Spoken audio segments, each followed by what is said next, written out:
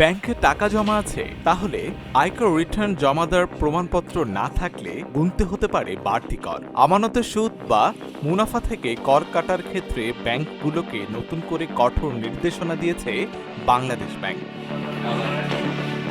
বাংলাদেশ ব্যাংকের নির্দেশনায় বলা হয়েছে, সঞ্চয়ী, স্থায়ী বা অন্য যে কোনো আমানতের সুদ বা মুনাফা থেকে নিয়ম অনুযায়ী উৎসে কর কাটতে হবে।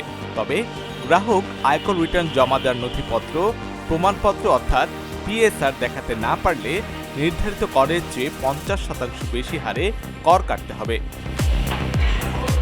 শুধু কর কাটলেই হবে না, কাটা সেই টাকা দ্রুত সরকারি কোষাগারেও জমা দিতে হবে ব্যাংকগুলোকে। বাংলাদেশ ব্যাংক বলছে, করের টাকা ব্যাংকের নিজস্ব কোনো হিসাব বা লেজারে রেখে দেওয়া যাবে না।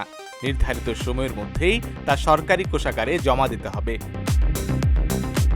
এছাড়া আয়কর আইন 2023 এবং সংশ্লিষ্ট নিয়ম মেনেই কর কাটার নির্দেশ দেওয়া হয়েছে। বাংলাদেশ ব্যাংকের এই উদ্যোগের লক্ষ্য উৎসে কর আদায় অনিয়ম ও বিলম্ব বন্ধ করা এবং সরকারের রাজস্ব আদায় নিশ্চিত করা। তাই ব্যাংকে আমানত থাকলে শুধু সুদ বা মুনাফার হিসেব রাখলেই হবে না, আয়কর রিটার্নের প্রমাণপত্র ঠিকঠাক আছে কিনা সেদিকেও নজর দিতে হবে।